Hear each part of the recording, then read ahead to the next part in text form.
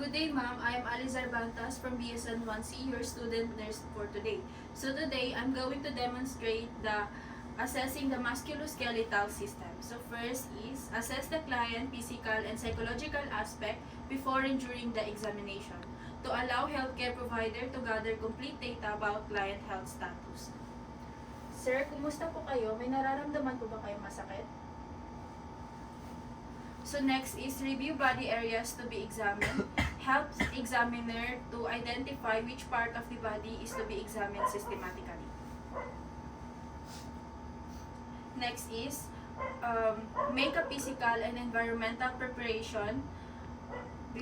Make a physical and environmental preparation before the examination. Proper preparation of the environment, client, equipment, ensures smooth physical examination with few interruptions. Next is determine and prepare equipment or materials needed to have a comparison with previous illness and present health condition. Identify the client to assess, determine, and identify abnormal findings in the body system. So, hi sir, I am Alizar Bantas, your student nurse for today. Ano po yung name niyo, sir? Next is properly position the client. Properly position the client. Properly position the client. Proper positioning ensures easy access to the body parts to be assessed and client feels comfortable.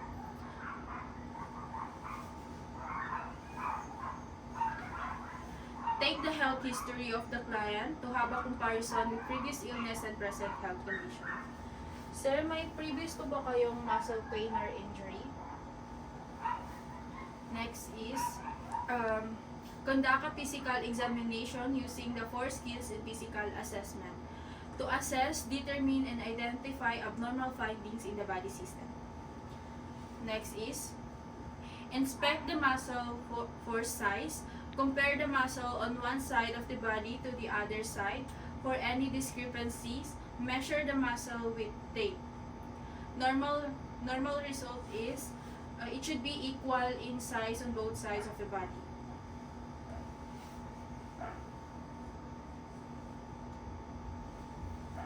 Next is inspect the muscle and tendons for contractures. No swelling, no contractures.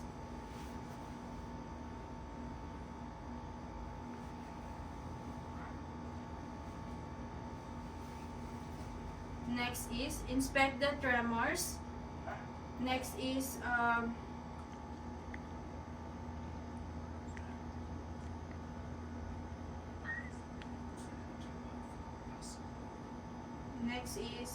inspect the muscle for tremors. For example, by having the client hold the arms out in front of the body, no tremors. Sir.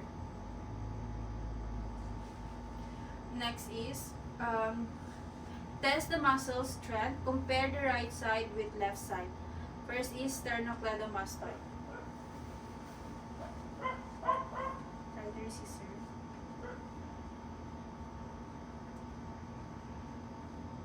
Next is trapezius.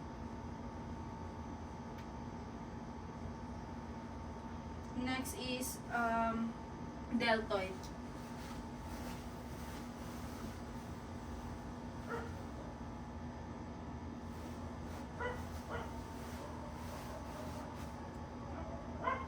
Next is biceps.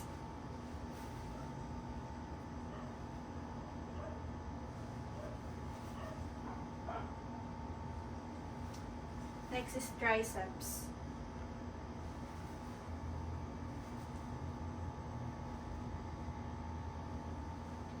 Next is wrist and fingers muscles.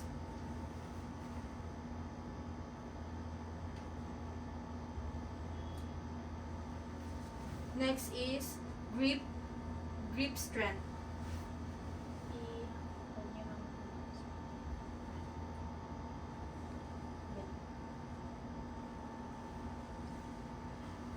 Next is hip muscle. Higa lang po tayo, sir.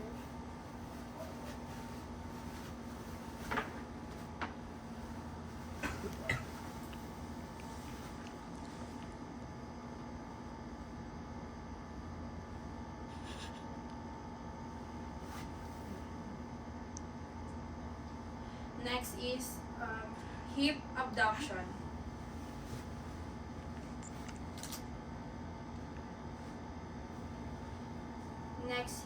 Next is hip adduction.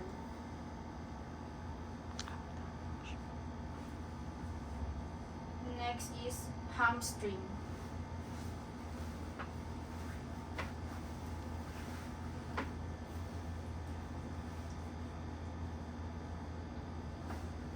Next is quadriceps.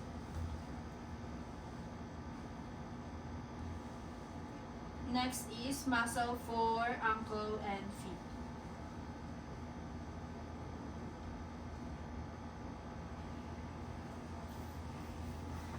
Next is inspect the skeleton for structures, no deformities.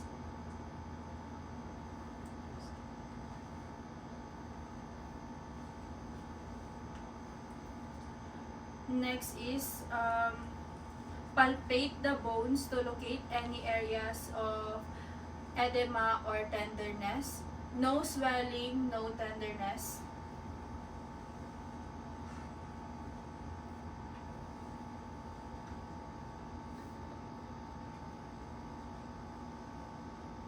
Next is inspect and palpate the joints for tenderness, smoothness of movements, swelling, crepitation, and presence of nodules. No tenderness, swelling, no presence of nodules.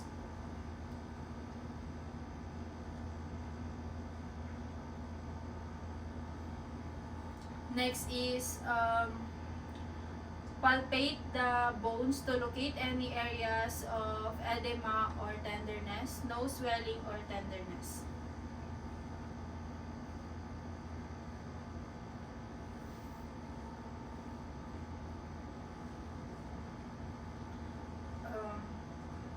Next is assess for reflexes using the percussion hammer. Put pa tayo dito.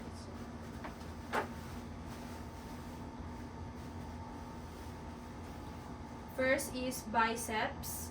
The contraction of the biceps can be seen or felt.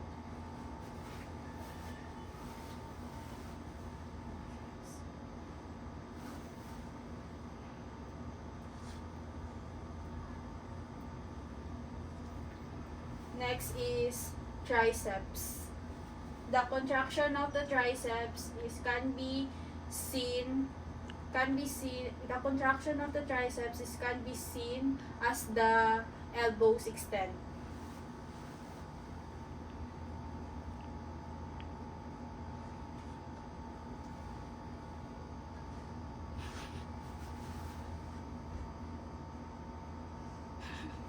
Next is knee.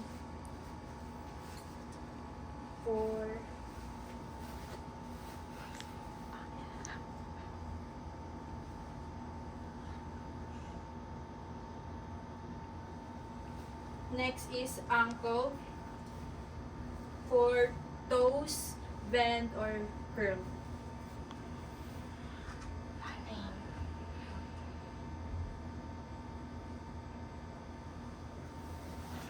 Next is plantar reflex for toes, bend or curl.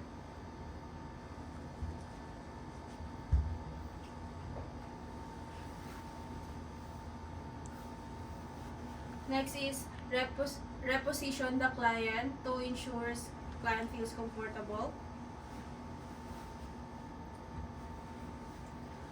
For the evaluation, make findings on physical assessment physical assessment and make findings